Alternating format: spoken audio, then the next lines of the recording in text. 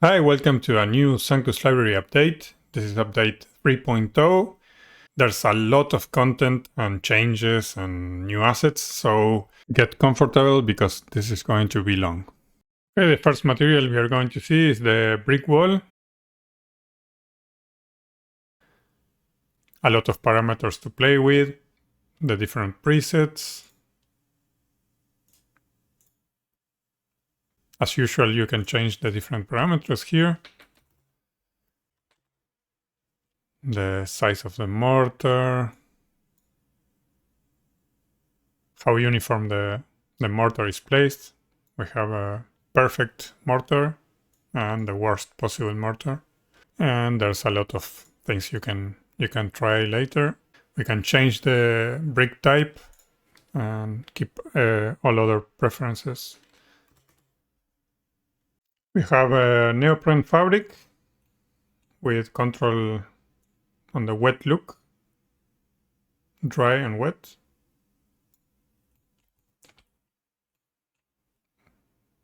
We have the embroidery fabric that transforms any image into this. If you go to the shader tab, you can find here the image to change. And there's controls for basically everything. It's using, of course, displacement to look better. Okay, here we have 3 materials that were suggested by one of my patrons. This is machined metal.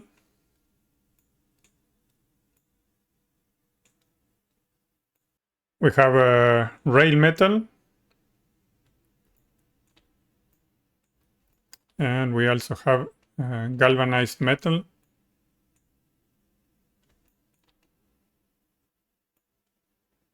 We have some new generic marble materials. I think they look pretty good.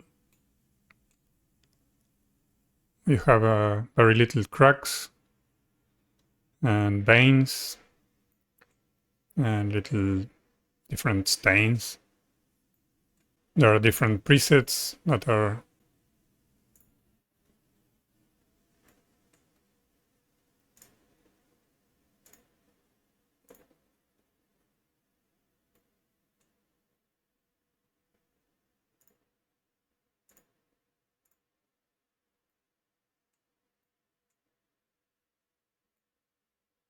We also have Pavonaceto marble. It has a lot of possible outcomes because you can control like 4 different sized pieces. You have the amount of big pieces, can be almost covered or pretty much without. Same with the middle ones, the small pieces, and there was like a micro pieces. And then you have the control for the cracks, that are those things you see here. If I remove that.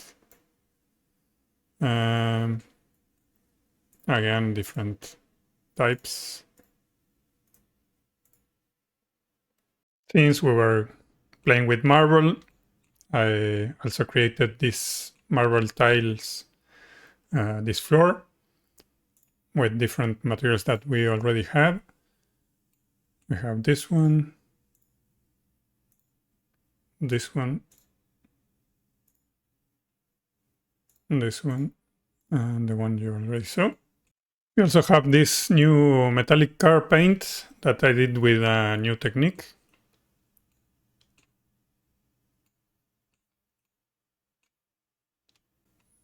You can see the detail here.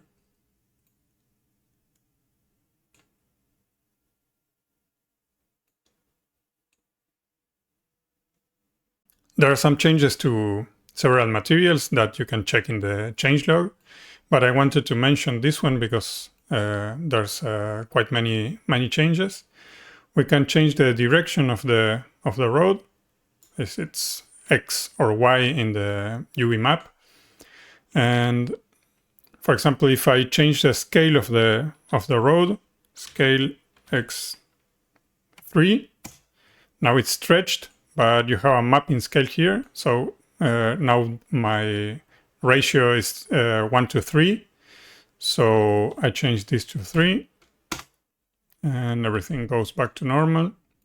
That way you don't have to mess with the shader editor and replace the coordinates and all that. There's also a brightness control for the asphalt, and we also have a lot more control on the lines. This is completely reworked, so well, you can give it a try now.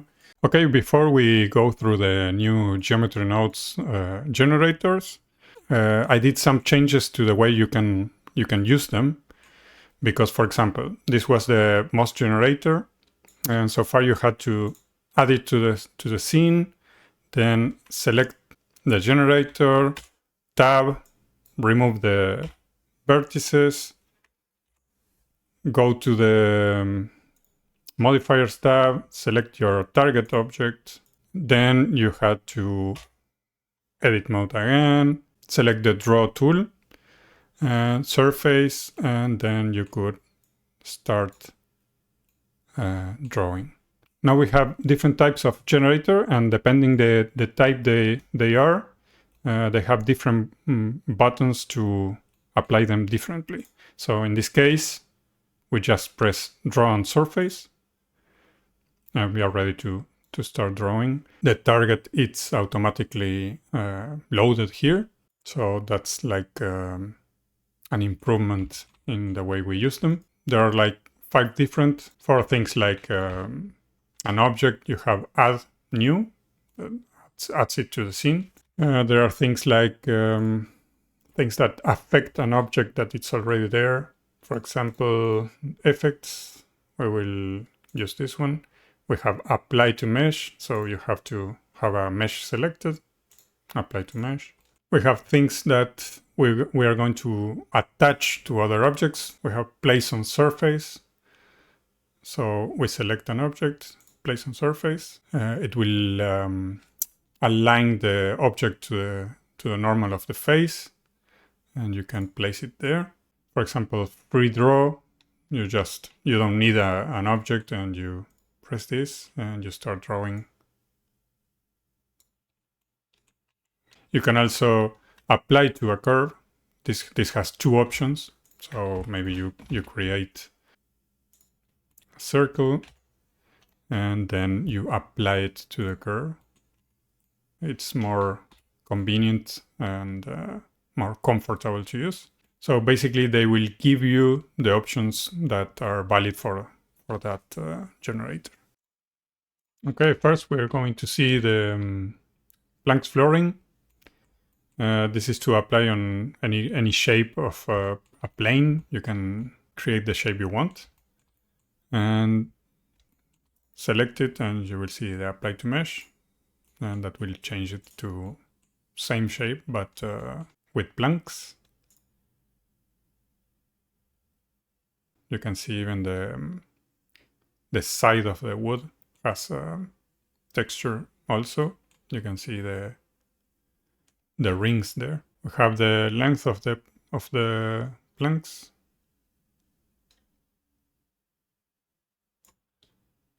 The height for the side and width. Also a seed. The position of the planks, we can change the offset. We have a randomized offset to make it less perfect. We can move the entire, let's say something is, I don't know, this piece is too little or something, you can always offset that. We have some random rotations, then we can activate, as you can see, on both axes. There's the amount of nails. You can remove them completely if you don't want them. There's also controls for the wood texture. It's just as easy as to create the plane and apply it. And you can also replace the nails here, the collection, with one of your own. This is the new polygonal array.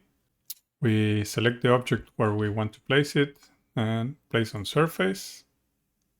We go to the face where we want to apply it to. And for example, let's say that it's a bit hard to find the center of this, so I will place it about there. There's an option here called Auto Center. It will find the center of the face and align the array to it. If you go to the modifiers tab, you can select the collection where your instances are. We will create a collection quickly, and we can hide that collection and select our array, select the collection, and we can see how they align to the curve. We have a lot of options here. We can, this is projected into the surface, so we can deactivate the projection to see what's going on. For example, I can increase the radius now, and since this is projected, they will align to the face where they are projected. This is a polygonal tool. That means we can create, for example, all sorts of shapes. The resolution will change the shape. So, for example, if I set this to 3, we have a triangle. And then if you want more, you have a number that gives you how many instances per side you have. So, for example, we have that. We can set 4, 5, or if you want a circle, the best way is to change the density to 1 and increase the number of resolution. Let's add another one. As you can see, this is projected, so again, you can check always what's going on if you don't project.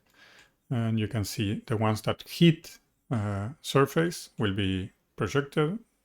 And if we move this here, for example, the ones that won't hit the target's faces will be removed.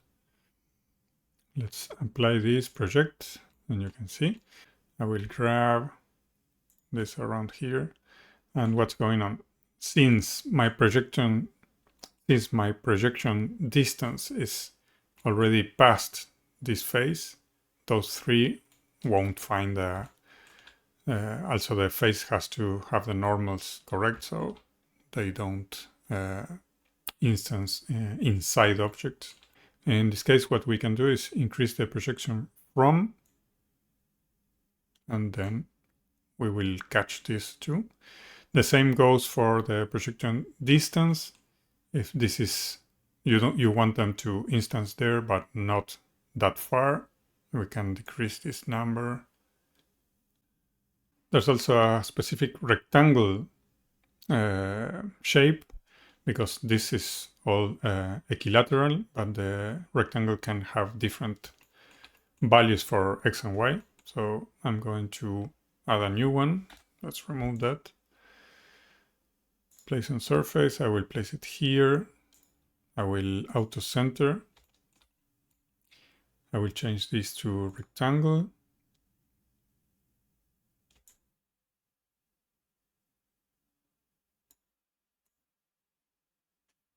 And that way I can use it on rectangle shapes.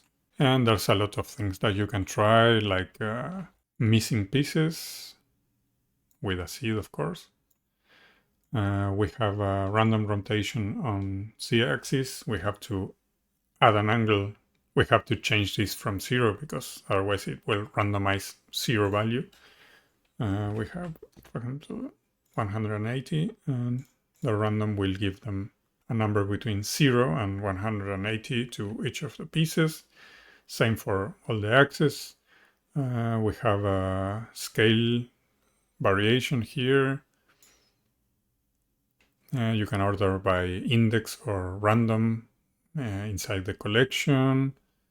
You can remove the align to target. In some cases you may need that. So we are going to increase the radius.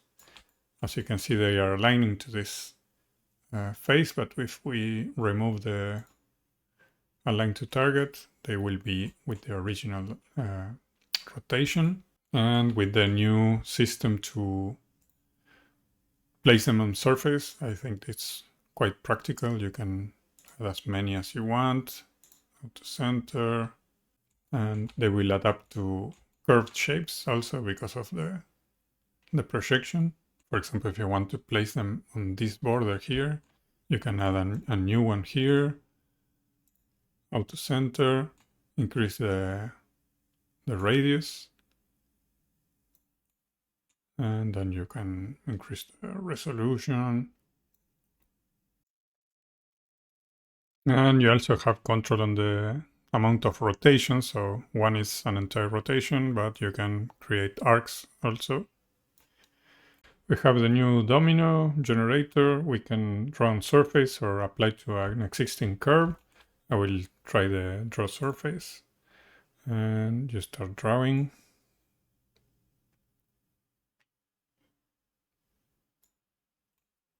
Then you can play the timeline.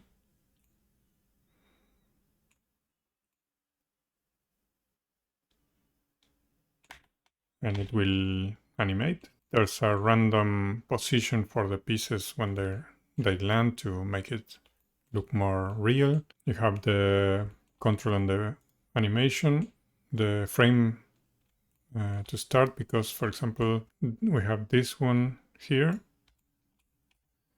I will add a second one. I select again the surface, drawn surface, and then this one here. Let's see at what point the first curve ends, the animation. So there, 59, and I can set this one to start at 59 or 60. Let's see.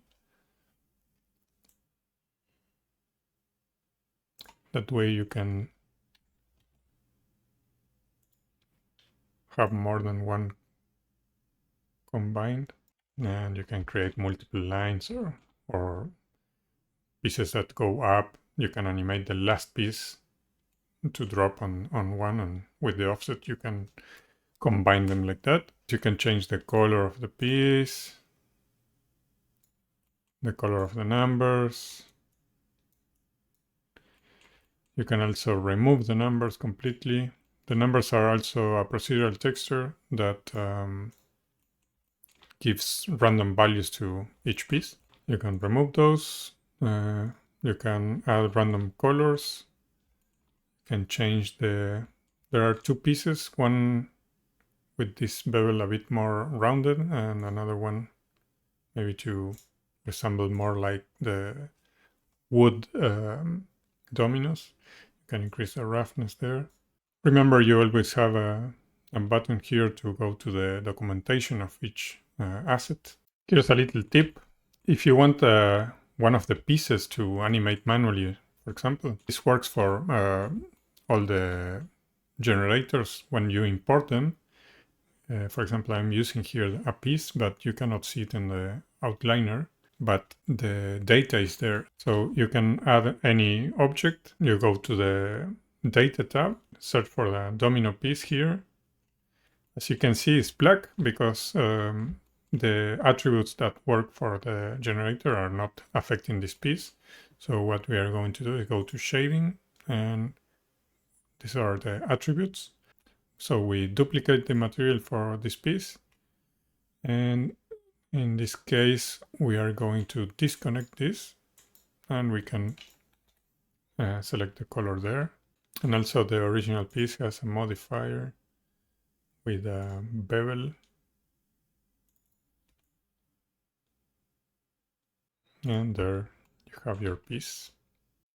We have labels, 3D labels. You add the asset. You can change the text here. There's a font size, the extrude height. We can change the color. There's also an emission control.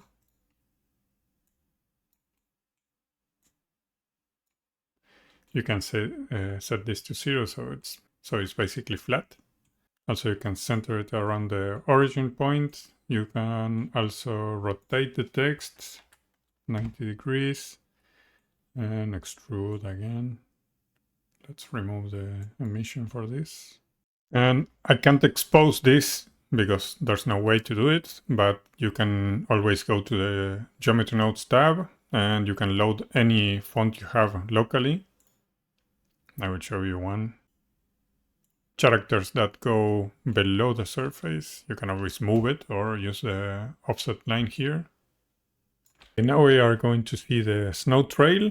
We have a button to add it to the scene. I will move it a bit up. Then you go to the modifiers tab and you select the collection that will affect it. In this case, I will create a Suzanne. I scale it down, apply the scale.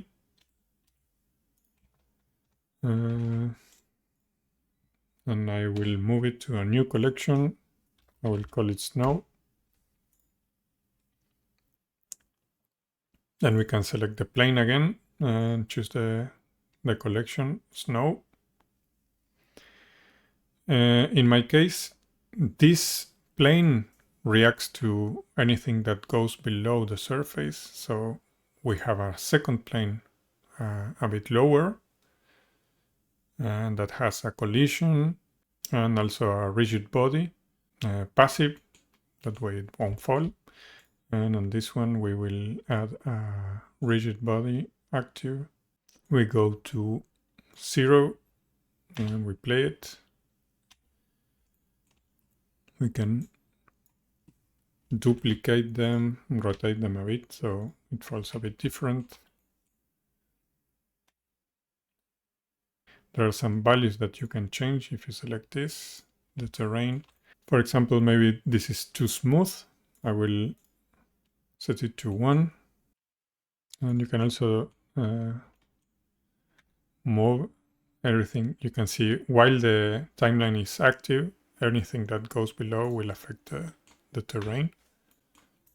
Here we see this, but you can hide it even.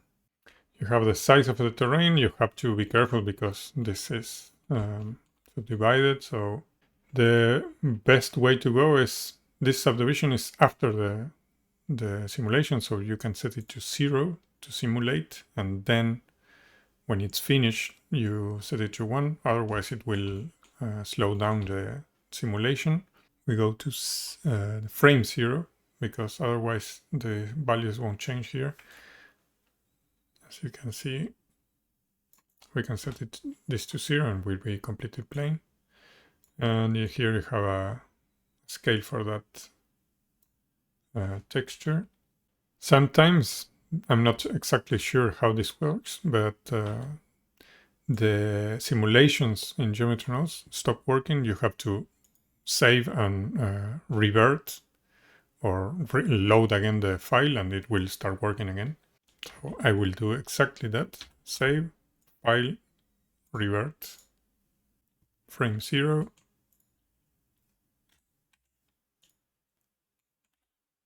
And starts working again.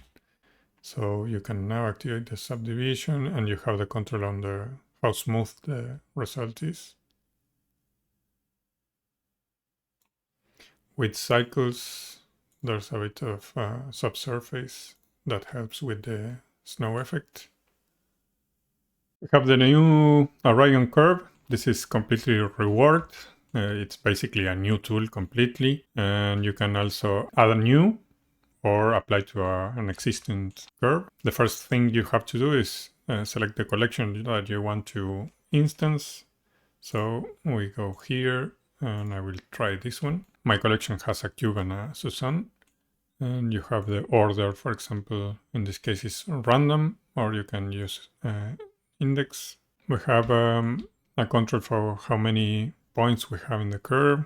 For the instances, we can trim the start or the end. The spacing, we can add random spacing between the points and we can increase that difference. There's also a control that it's called even spacing.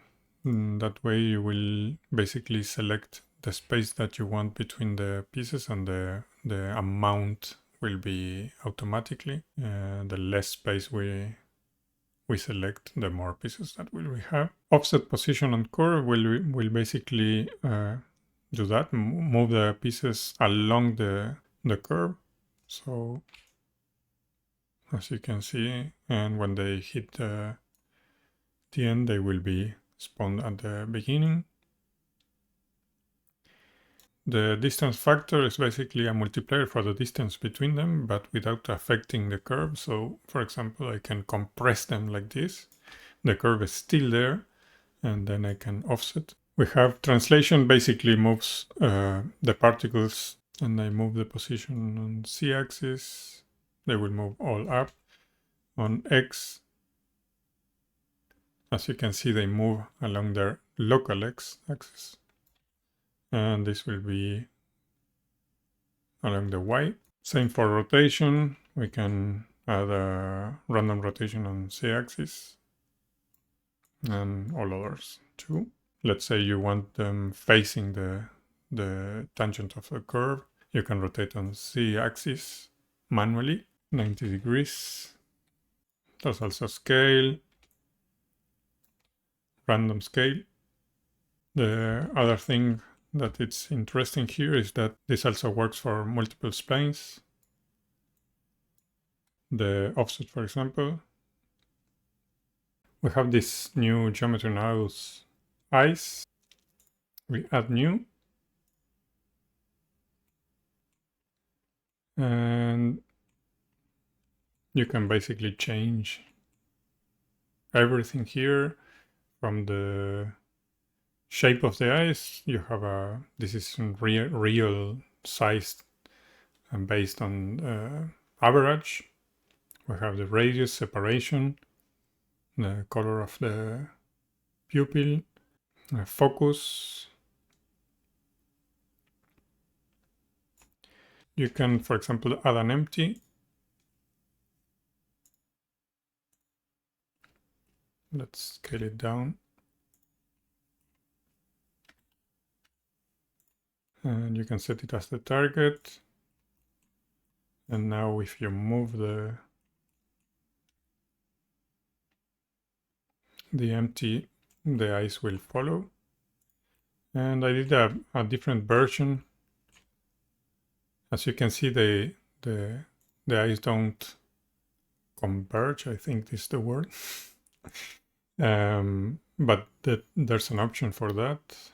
Here, the parallel, if you remove that or uncheck that, they will focus individually, depending on the distance to the object. The hue for the iris. The size, you can do some crazy things too. Saturation for the color. Also the value. You can change the shape of the pupil.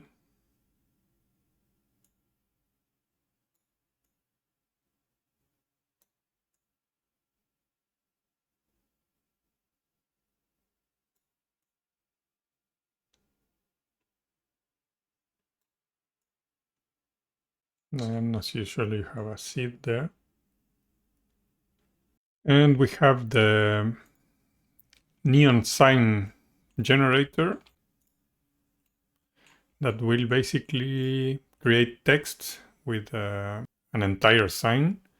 And you can also replace the text with curves or add more curves to it. If you select and you go to text, you will see that here I used some Chinese characters. Again, I cannot expose the font, but you can change it in the Geometry Nodes tab. Here, you can basically open any font in your computer. There's a lot going on here, so I will go a bit fast over the different parameters. You have a scale, that's overall scale. The light bulbs, everything has a boolean to remove it completely or change the value. So in this case, it has 32 bulbs. You can change the number. There's also the scale. We have the probability of broken lights. At 1, everything will be broken. At 0, nothing. The animate lights, they will alternate. So, as you can see, you also have a switch, so they can be off. The animation speed, the color, because they can have other colors. Let me switch them back on. Let's remove this so we can see clear the other elements. We have the neon tabs. This is the shape for all of them. We have the height. It's basically this length there. We have the tube radius and the glass radius, so basically the radius of those tubes. The endpoint distance is basically this distance here. So if we increase, the gap will be larger. We have for the animation the fail probability. So if you can see that two pieces of the two tubes are failing. If we increase the probability, all of them will fail and none of them, and well, you get the idea. How frequent they fail, like all the time or every now and then. The animation speed, it's basically the same, but increases the speed of the entire animation. You can change the fail seed, so a different part will fail. The neon base is basically the background here that you see. In this case, it's red. So neon base, remove it. There's nothing.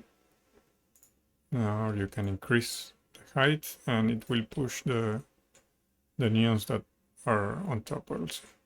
Okay, decoration neon are those two there. We have the color, how many sides they have. You can change the roundness of the border there, the radius of each of them. The larger one will drive this second panel here. So if we increase the other one, it will start to drive the background. The margin at which they stop.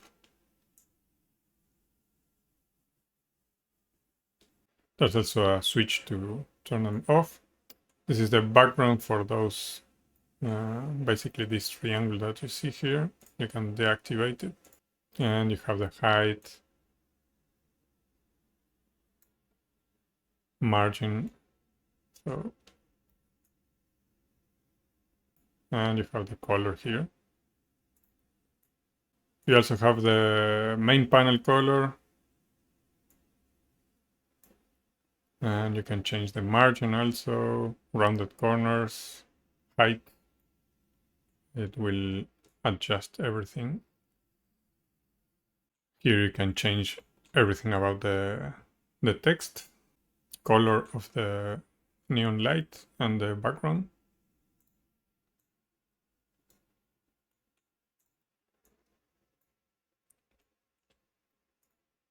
And then you can change this to custom curve. You go to the modifiers tab and you will select the curve collection where you have the curves. The way this works is it will use up to three different curves, and each one can have multiple splines. And then you can set the color of the lights and the background of each one of those curves. That way you can create interesting things. I will show you what I did. In this case, I used the Blender logo, and I have one curve that has the orange part, one curve that has the blue part, and one curve that has the letters that are black with the white light. If you want to even add more, you can create a new neon sign that has everything disabled but the neon light, and you can add more curves to it. A few mentions on the changes to all generators. This is the Weld Me generator, and it was the performance was greatly improved because it was very heavy. And another thing is that these cables here, usually you could draw them on one object. The difference is that now you can also add a collection. So if I move these two to a new collection, test 5, now select the cable, and I will collection test 5. What changes is that I can select this, and as you can see, they also attach to the other object.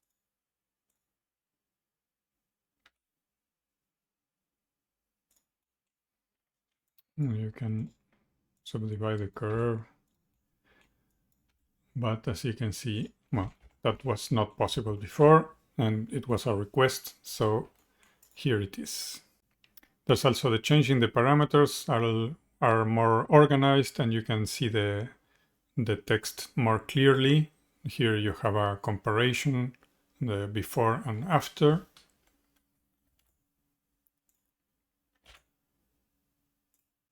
We have some improvements on the decals too.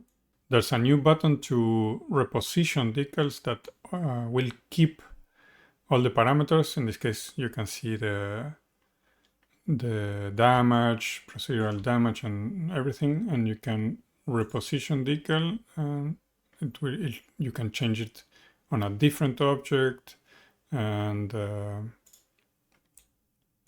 as you can see, we'll keep everything.